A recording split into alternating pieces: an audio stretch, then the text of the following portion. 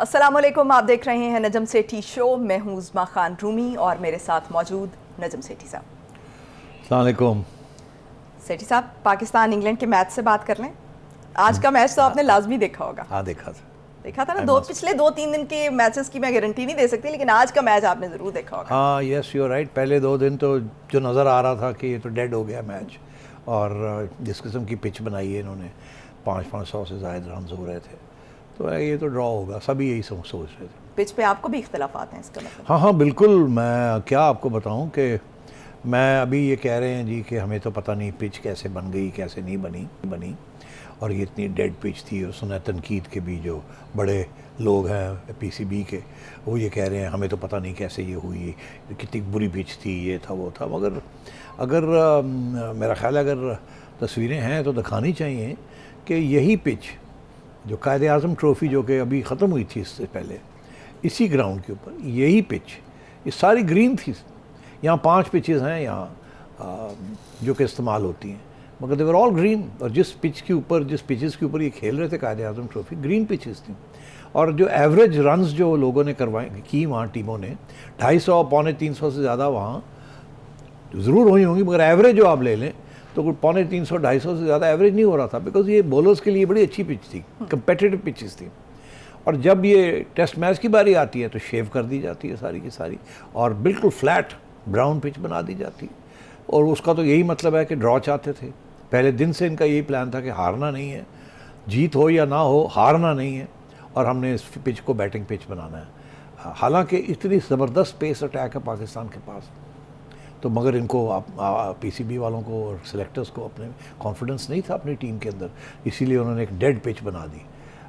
तो मैं ये समझता हूँ कि ये बड़ी ज़्यादती की है। और फिर अब हमें ये कहा जा रहा है कि जी दरअसल ये हमारी गलती नहीं है, पाकिस्तान के अंदर सारी पिचेस ही डेड होती हैं और हमें तो ड्रॉप इन पिचेस बाहर से लानी चाहिए अरबों रुपए खर्च करके, और उसके ऊपर टूर्नामेंट्स करवाने चाहिए। हालांकि ये वाज़ेह है कि जहाँ ये चाहे वहाँ ग्रीन पिचेस बन जाती हैं और जहाँ ये चाहे शेव कर देते हैं। तो ये तो स्ट्रैटेजी होती है होम सीरीज़ की। जो भी होम ग्राउंड में होम सीरीज़ होती है, वहाँ आपका फ़ैसला होता है कि आपने किस किस्म की पिच बनानी है, किस किस्म के मैचेस करने हैं। तो इन्होंने तो पहले दिन से डेड पिच बनाई और डेड पिच के ऊपर और आके ये हार गए। तो frankly it's a disgusting performance. तो जो रमीज़ राजा साहब हैं वो कह रहे हैं कि अब अगर जो क्रिकेटर है वो अगर चेयरमैन पीसीबी हो तो उसके लिए तो बड़ा एक एम्बैरेसिंग मोमेंट है ये। देखिए, एम्बैरेसिंग मोमेंट है या नहीं है, अब तनकीद तो होगी। अगर ऐसी पिचेस बनाएंगे, अब आगे मुल्तान जा रहे हैं, पता नहीं वहाँ क्या करते हैं ये। मगर बात ये है कि ये सिर्फ पीसीबी चेयरमैन की बात नहीं है, ये कैप्टन की भी बात है।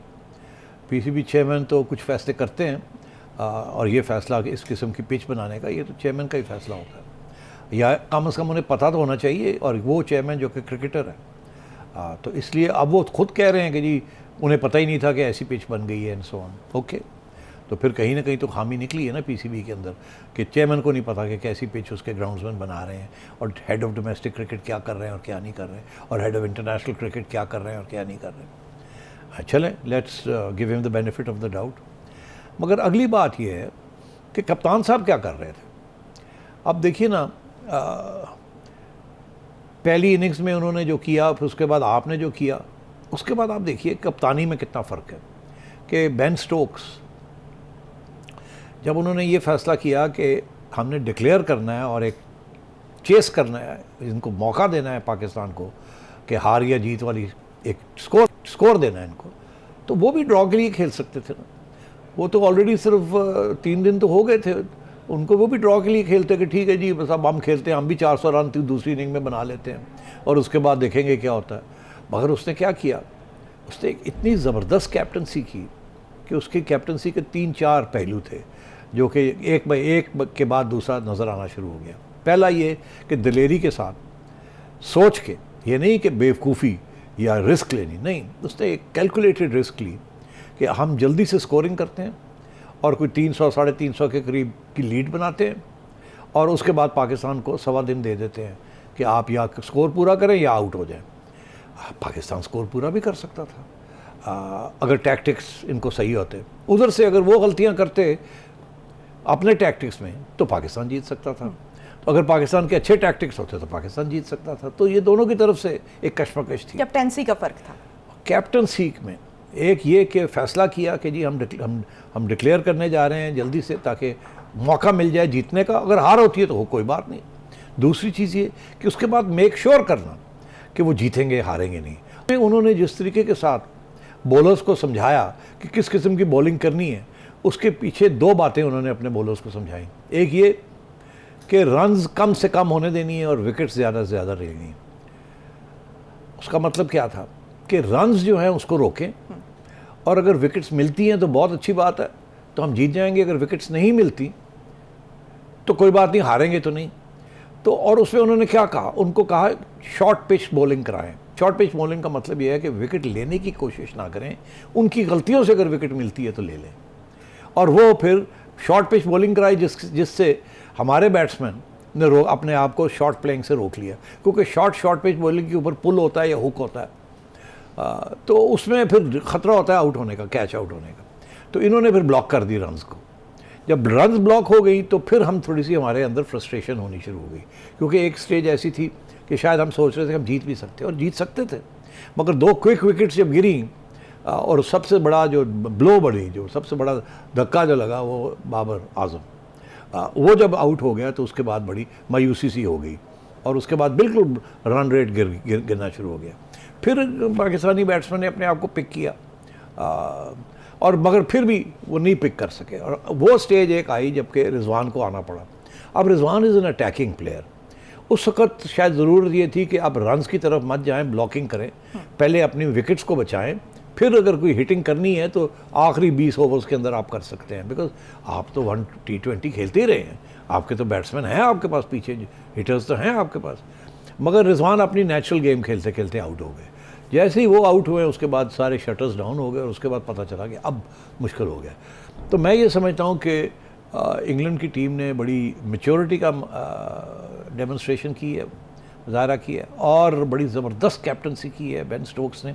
मेरा ख़्याल है तारीख़ में ये लिखा जाएगा कि वो मैच और वो पिच और वो ग्राउंड जहाँ सब ने ये सोचा था कि ये तो ड्रॉ होने जा रहा है और कोई इम्कान ही नहीं था किसी किस्म की विन और लूज़ का, क्योंकि ड्रॉ नज़र आ रहा था। तो इसने एक ऐसी चाल चली जिसके बाद फिर उसको बैकअप किया और ये मैच जीत लिया। और मैं समझता हूँ कि all credit to the English team. उनके बॉलर्स जो थे बिल्कुल जैसे ही कैप्टन ने उनको कहा था वैसे ही बॉलिंग की उन्होंने, ताकि कि बिल्कुल रन्स जो है वो ब्लॉक हो जाएं और फिर गलतियाँ हों उनसे। और फिर गलतियाँ हुई, गलतियाँ तो होती है जब आप अटैकिंग प्लेयर्स हैं और आपके रन्स रुक जाएं। तो मैं ये समझता हूँ कि it was not just the declaration. उसके बाद जो स्ट्रैटेजी इख्तियार की कि जी किस तरीके से पाकिस्तान को कंटेन करना है और साथ साथ आउट करना है, और I think a little bit of luck जो बाबर आजम को इन्होंने शुरू में ले लिया। I think brilliant captaincy, brilliant playing by the England team and full marks to them. हमारी बदकिस्मती ये है कि मेरा ख्याल है PCB की तरफ से भी बड़ा लेट डाउन हुआ है इस किस्म की पिच बना के, और मेरा ख्याल है कैप्टनसी भी हमारी जो थी उसने भी सही अपने जो बैट्समैन थे या बॉलर्स थे उनको सही तरीके से इस्तेमाल नहीं किया। सही। अच्छा, अब हम सियासत की गेम की तरफ आ जाते हैं। और गुज़श्ता हफ्ते जो हमने लास्ट प्रोग्राम किया था, बुध को जो हमने प्रोग्राम किया था, उसमें आपने कहा था कि बाजवा साहब जो हैं वो 2 साइडेड प्ले कर रहे थे, डबल गेम खेल रहे थे, और इस बात की तस्दीक अब इमरान खान साहब ने भी कर दी है। उन्होंने कहा है कि बाजवा साहब जो हैं वो डबल गेम खेल रहे थे। और लेकिन जो कुछ ज़िम्मेदार सहाफ़ी हैं वो ये कह रहे हैं कि बाजवा साहब तो पर्सनल कैपेसिटी में, प्राइवेट कैपेसिटी में इमरान खान का क्लियर कट साथ दे रहे थे। और फिर जो परवेज़ इलाही हैं वो भी ये कहते हैं कि हमें तो बाजवा साहब ने कहा था कि हम इमरान खान वाला रास्ता अपनाएं, इमरान खान वाला रास्ता चूज़ करें। तो सवाल ये है कि हकीकत क्या है? बहुत सारी बातें हैं और बहुत सारी हम ये वाक़यात भी हैं और अदम एतमाद की तहरीक के दौरान के वाक़यात हैं, उनको रिकॉल करें तो हकीकत क्या है? क्या जो बाजवा साहब हैं वो डिवाइड एंड रूल क्रिएट करने की कोशिश कर रहे थे? नहीं, डिवाइड एंड रूल वाली बात कोई नहीं थी। बात ये थी कि बाजवा साहब को जो ज़ाती एम्बिशन थी ना, वो थी एक्सटेंशन लेना। अब उन्हें एक एक्सटेंशन जब उन्होंने ले ली, आपको याद है कि खान साहब तैयार हो गए थे और ऑपोजिशन जो थी वो तैयार नहीं थी उस वक़्त, और उनको मनाया गया। और उनको फिर एक्सटेंशन सब पार्टीज़ ने मिल के दे दी। अब वो एक एक्सटेंशन तो उनको मिल गई, मगर वो मेरा ख्याल है इसके अलावा भी कोई एक्सटेंशन और भी लेना चाह रहे थे। और फिर उन्होंने जो गेम खेली, एक तरफ उन्होंने शायद इमरान खान साहब को एश्योरेंस दी थी कि मुझे एक्सटेंशन दे दें, मैं आपका ख्याल रखूँगा, मगर दूसरी तरफ जब अपोजिशन ने उनको एक्सटेंशन उनकी मान ली तो फिर शक शुबात ये हो गया कि शायद उधर भी कुछ वादा ना कर दिया हो कि मैं आपकी तरफ भी कुछ थोड़े बहुत मदद करूँगा, आप मेरी तो करें ना पहले। तो शायद मैं समझता हूँ वहाँ से डबल गेम शुरू हुई। और उसके बाद जो नज़र आना शुरू हो गया था कि ये क्या किधर जा रही है गेम। और ये गेम 2021 में फिर आपको सामने आ गई कि जब बाजवा साहब ने ये कहा खान साहब को कि जनरल फैज़ को अब रिमूव करना है फ्रॉम ISI और उनको कोर देनी है, क्योंकि अगर कोर नहीं होगी तो वो अगले आर्मी चीफ नहीं बन सकेंगे, वो एलिजिबल नहीं होंगे।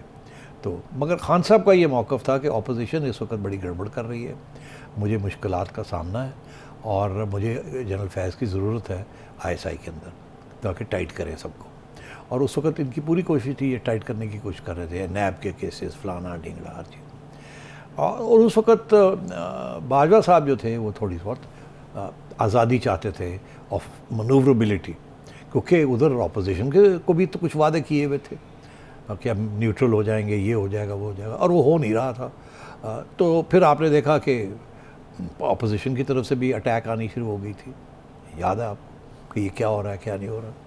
तो अब बात यह है कि उस स्टेज पे फ़ौज ने कुछ फ़ैसले किए कि जी अब हम न्यूट्रल हो जाएंगे, हम सियासत में हिस्सा नहीं लेंगे, जिसका जिक्र बाजवा साहब ने किया कि फरवरी में हम 2021 के बाद हमने यही फ़ैसला किया। मगर अब बात यह है कि फ़ैसला तो हो गया, मगर उसके बाद मदाखलत तो होती रही।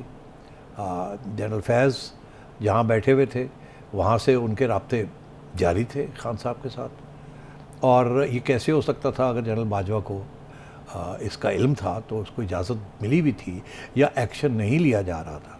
तो इसका मतलब है कि कुछ ना कुछ तो बीच में मिली भगत थी। और एक तरफ ये कहा जा रहा था कि जनरल फैज़ को हटा के सियासत से दूर हो गए, दूसरी तरफ इनफॉर्मल तरीके के साथ जनरल फैज़ और जनरल बाजवा दोनों अपना एजेंडे चला रहे थे।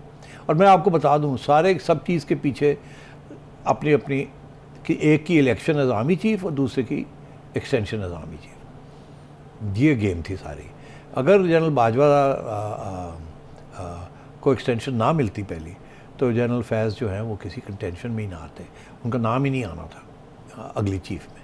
मगर क्योंकि एक्सटेंशन ले ली तो फिर उसके बाद वो रह गए और बहुत से सीनियर जनरल्स जो थे, जो जनरल फैज़ से सीनियर थे, वो रिटायर हो गए, तो रास्ता खुल गया उनके लिए।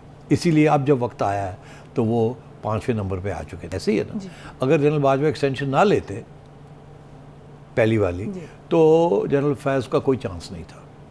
तो ये एक तरफ तो जनरल फैज़ को और इमरान खान को खुश करने के लिए ये भी कहा गया कि मुझे एक्सटेंशन दे दें, मेरे बाद फिर जनरल फैज़ आ जाएंगे। और इमरान खान साहब समझते थे कि जनरल फैज़ की वजह से वो बरकरार हैं, इलेक्शन में भी वो जनरल फैज़ ने उनको जिताया है। उस वक्त इलेक्शन के दौरान जनरल फैज़ जो थे DGC थे एंड सो ऑन। तो अब ये गेम चल रही थी। जनरल बाजवा दूसरी एक्सटेंशन भी, पहली एक्सटेंशन तो हो गई ना, दूसरी एक्सटेंशन की तरफ भी इनकी नज़र थी, मगर सबसे ज़्यादा ये था कि किसी तरीके के साथ फैज़ के लिए रास्ता खुले, और शायद अगर ना खुले तो मेरे लिए कुछ और रास्ता निकल आए। और मैं ये आपसे कह रहा हूँ कि ये जो कानून तब्दील हुआ है ना, उसमें ये नहीं था कि एक एक्सटेंशन के बाद आपको दूसरी एक्सटेंशन नहीं मिल सकती, उसमें ये भी था कि एज 64 तक आपको एक्सटेंड किया जा सकता है। तो उसके बाद जनरल बाजवा को और भी एक्सटेंशन मिल सकती थी विदाउट चेंजिंग द लॉ। अच्छा, तो अब बात की और मिल सकती जी।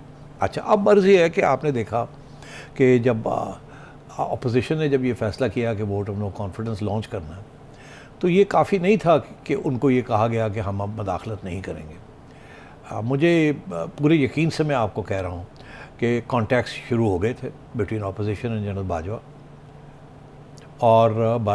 और जनरल बाजवा ने ग्रीन लाइट दे दी थी अपोजिशन को कि आप अगर वोट ऑफ नो कॉन्फिडेंस ला सकते हैं लाएं, हम आपके रास्ते में नहीं खड़े होंगे। तो अपोजिशन ने फिर काम शुरू कर दिया।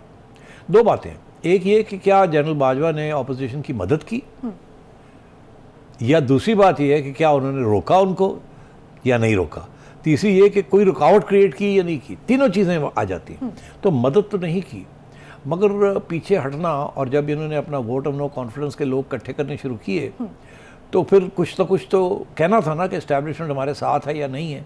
अगर जिनको इन्होंने साथ लाना था, अगर उनको ये पता ना होता कि इस्टेब्लिशमेंट जो है खान के ख़िलाफ़ हो गई है या जनरल बाजवा जो है वो न्यूट्रल हो गए हैं और अगर हम ला सकते हैं तो ले आएँ, इसीलिए 4 महीने लगे उनको। अगर तो बाजवा साहब उनको ग्रीन लाइट देके कहते कर लो तो उसी वक्त हो जाना था। अगर कोई रुकावट भी क्रिएट कर देते तो फिर 4 महीने में भी नहीं होना था। तो बात यह है कि ग्रीन लाइट तो मिल गई थी, गो कर लो। और जब ऑपोजिशन ने बहुत जल्दी, मैं आपको बता रहा हूँ, दिसंबर तक ऑपोजिशन ने सारा अपना प्लान पूरा तैयार कर लिया था। उस स्टेज पे फिर जनरल बाजवा ने मेरी इंफॉर्मेशन के मुताबिक ऑपोजिशन को कहा अभी ठहर जाएं। अब क्यों ठहर जाएं? ठहर जाएं, अभी ठहर जाएं। पहले ये कहा कि अभी ठहर जाएं क्योंकि अभी वो रिकोडिक की एग्रीमेंट होनी है, मैं चाहता हूँ कि इसी गवर्नमेंट कर जाए बिकॉज वो रह जाएगा मामला, उसको अब छोड़ नहीं सकते। और वो जनवरी फरवरी तक निकल गया, वो दिसंबर में होना था, वो फरवरी तक निकल गया। फिर ये कहा कि IMF का प्रोग्राम जो है वो अब गवर्नमेंट करने जा रही है, हम अफोर्ड नहीं कर सकते, इसको साइन कर लेने दें, फिर आप कर दीजिएगा। तो वो तो तैयार बैठे थे, तो ग्रीन लाइट भी मिली हुई थी, मगर रुकावट ये क्रिएट कर दी कि अभी ये ना करें, ये ना करें। फिर एक स्टेज ऐसी आई कि ग्रीन लाइट मिल गई। जब ये सब कुछ हो गया तो ग्रीन लाइट मिल गई, ऑपोजिशन ने लॉन्च कर दिया वोट ऑफ नो कॉन्फिडेंस। जब उन्होंने लॉन्च कर दिया तो उन्होंने अपना होमवर्क पक्का किया हुआ था, कोई कच्चा काम नहीं था उसमें। पूरे नंबर्स हो चुके थे, उनके एलाइज आ चुके थे। अब कुछ लोगों का कहना है कि उस स्टेज पे जनरल बाजवा का ये ख्याल है कि ऑपोजिशन ये इकट्ठा कर नहीं सकती थी वोट ऑफ नो कॉन्फिडेंस। मैं नहीं समझता कि ऐसी बात है। मैं समझता हूँ ये प्रेशर टैक्टिक था कि ऑपोजिशन को थोड़ा किया जाए और जब वक्त आएगा मैं खींच लूँगा। इतने मीनवाइल इमरान खान को ये कहा जाए कि मुझे और चाहिए एक्सटेंशन, कुछ मेरा भी ख्याल करो जी, दिस इज़ माई इम्प्रेशन। और इसलिए फिर खान साहब ने नाराज़ हो गए इनसे कि ये क्या हो रहा है, मेरे ख़िलाफ़ तो ये शुरू हो गया। और वो इसलिए आखिरी स्टेज पे फिर जनरल बाजवा ने चौधरी परवेज़ इलाही को खींच लिया। और मगर अपोजिशन को भी कहा कि अभी आप वोट ऑफ नो कॉन्फिडेंस ना करें, मैं खान से डिज़ोल्व करवा देता हूँ। जनरल बाजवा ये भी चाहते थे कि अगर मेरी एक्सटेंशन नहीं होनी तो कम से कम मैं नवंबर तक तो रहूँ और मैं एक इलेक्शन करा जाऊँ।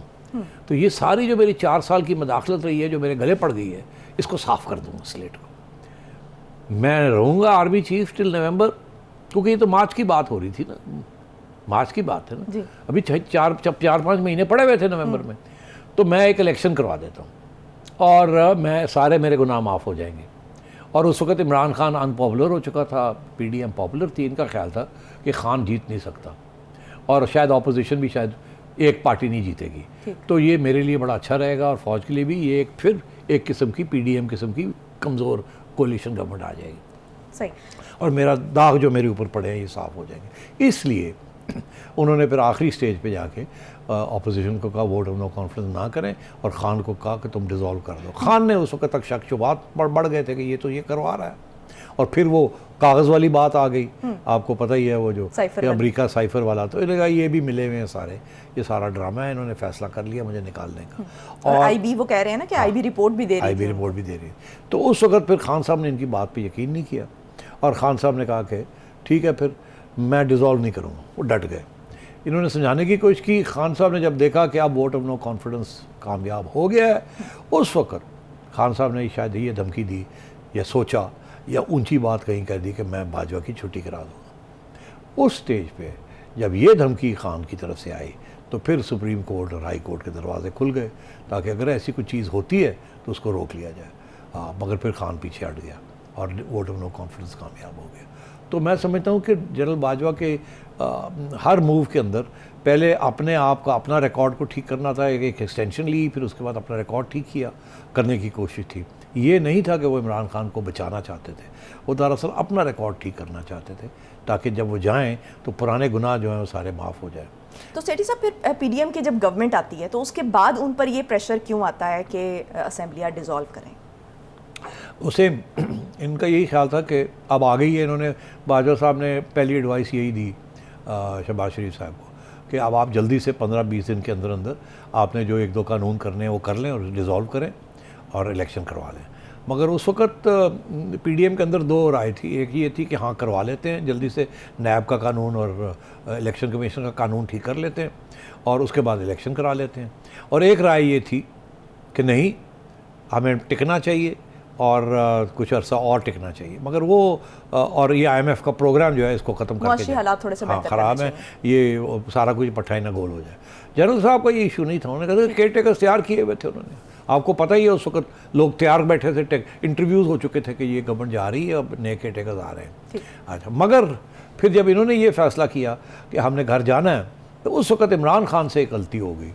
वो उन्होंने 25 मई को जो अनाउंस कर दिया कि मैं अब जा रहा हूँ इस्लामाबाद, लॉन्च कर रहा हूँ, उस वक्त ये गवर्नमेंट जाने के लिए तैयार थी। मई के अंदर फैसला हो गया था, शहबाज शरीफ साहब ने अपनी तकरीर तैयार कर ली थी कि हम जा रहे हैं। मगर जब ये फैसला इमरान खान का सामने आया कि हम 25 को आ रहे हैं, तो उन्होंने कहा यार ये तो कल को ये कहेगा मैंने निकाला इनको, तो ये हमारा सारा जो ऑप्टिक्स है, सारी जो हमारा है कि हम खुद जा रहे हैं, हम जमहूरियत पसंद है, ये तो उल्टा हो जाएगा, ये मजबूत लगेगा, हम कमज़ोर लगेंगे।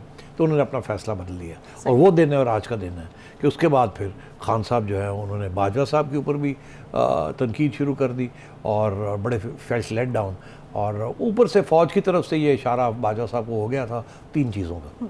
एक ये no martial law, no extension, और आप पीछे हटें, फ़ौज को बीच में से निकालें। ये जब हो गया तो उसके बाद फिर बाजवा साहब के पास जो रह गए थे हरबे, वो फिर ज़ाती तौर पे ही रह गए थे और ऑफिशियल इंस्टीट्यूशनल नहीं हो रहे। ठीक, सेठी साहब ब्रेक का कहा जा रहा है, ब्रेक से वापस आकर मैं ये जानना चाहूँगी कि जो एक्सटेंशन वाली बात अब आज इमरान खान साहब कह रहे हैं कि एक्सटेंशन जो है वो देना मेरी बहुत बड़ी गलती थी, बाजवा साहब को जो एक्सटेंशन दी, तो एक्सटेंशन वाले मामले पर बाद में उन्होंने क्यों कहा कि ये इनको एक्सटेंशन एक और दी जानी चाहिए, इस पर बात करेंगे। Stay tuned.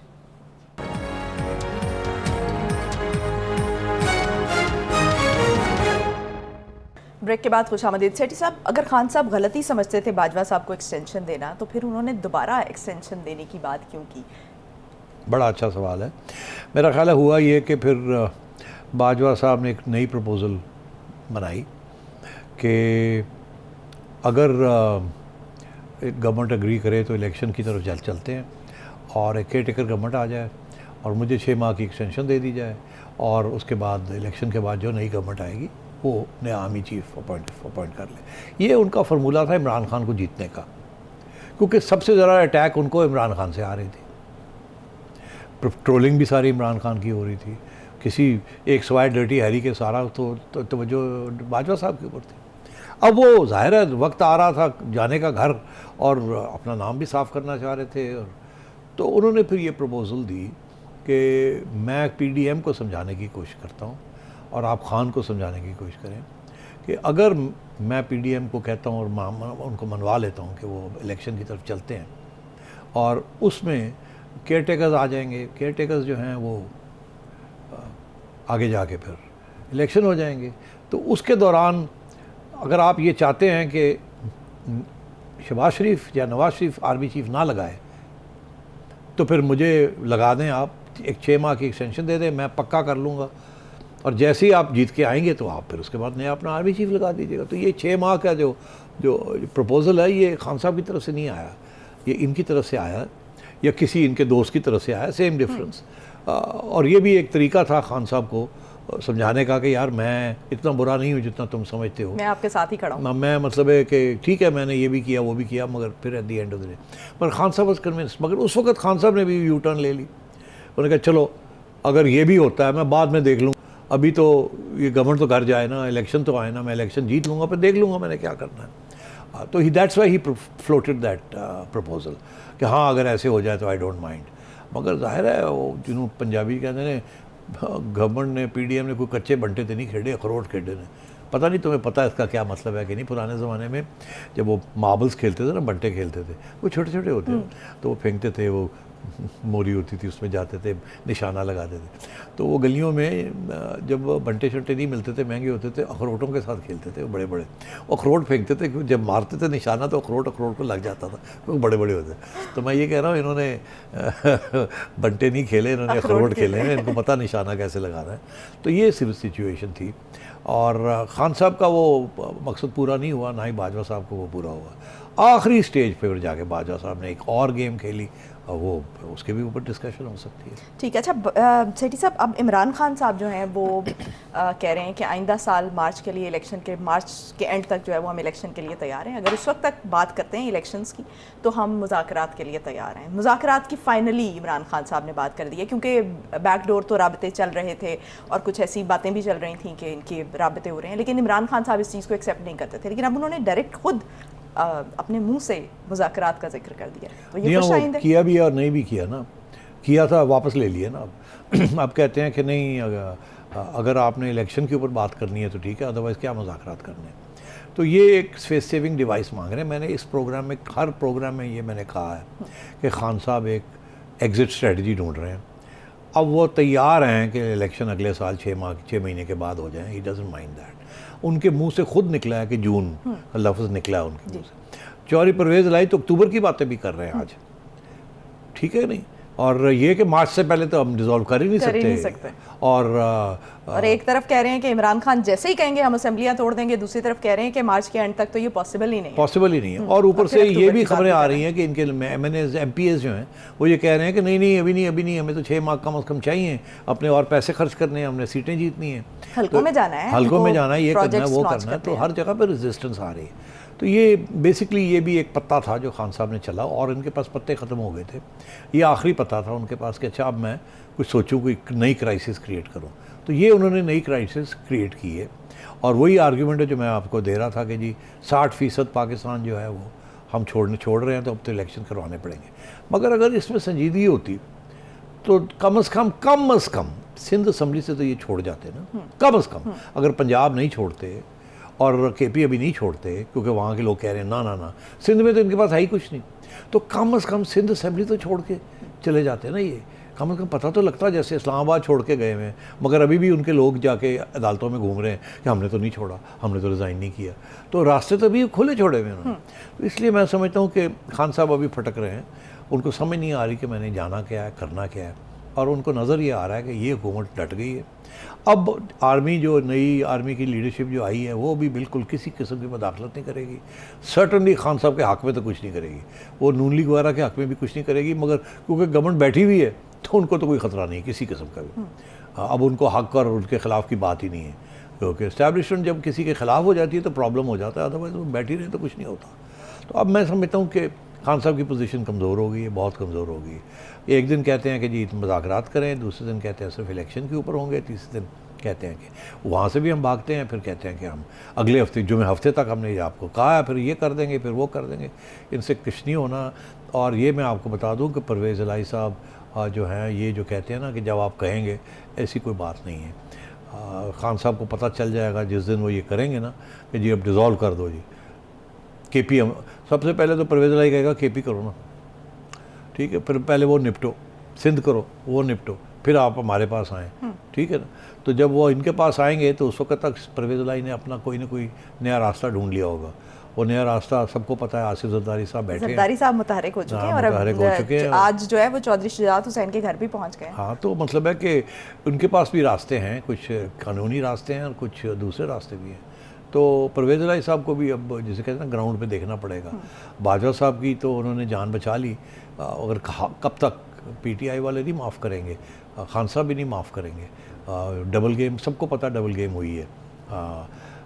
और इसलिए मैं समझता हूँ कि बेहतर यही होगा कि अब खान साहब जो हैं एक अपना गलती तस्लीम करें। यू टर्न्स में तो मास्टर है वो। फेस सेविंग उन्हें नहीं मिलेगी, फेस सेविंग नहीं मिलेगी। यू टर्न करें प्रेसिडेंट साहब के ज़रिए, और कि हम पार्लियामेंट वापस आते हैं अनकंडीशनली। अनकंडीशनली हम पाकिस्तान पार्लियामेंट वापस आते हैं, कोई डिज़ोल्व नहीं करेंगे।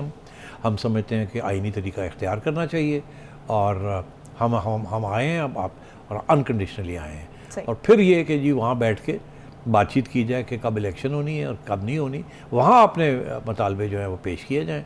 और अगर बात आगे बढ़ती है तो बड़ी अच्छी बात है, नहीं बढ़ती तो कोई बात नहीं।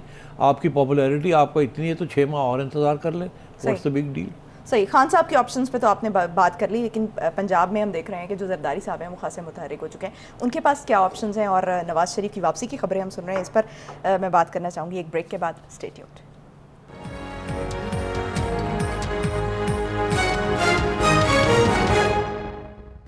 ब्रेक के बाद खुशामदीद सेठी साहब, जरदारी साहब के पास क्या क्या ऑप्शंस हैं, क्योंकि परवेज़ इलाही के साथ तो उनकी दूरियां चल रही हैं। कुछ अरसे तक दूरियां चलेंगी, जितनी जल्दी भी कोई ज़रूरत नहीं परवेज़ इलाही साहब के साथ मुज़ाकरात करने की। अभी तो परवेज़ इलाही साहब और इमरान खान का मसला चल रहा है ना। परवेज़ इलाही साहब को इस बात का पता है कि अगर वो डिज़ोल्व करते हैं इमरान खान की बात मान के, तो इलेक्शन होती है वहाँ, तो इमरान खान को फिर परवेज़ इलाही की क्या ज़रूरत है?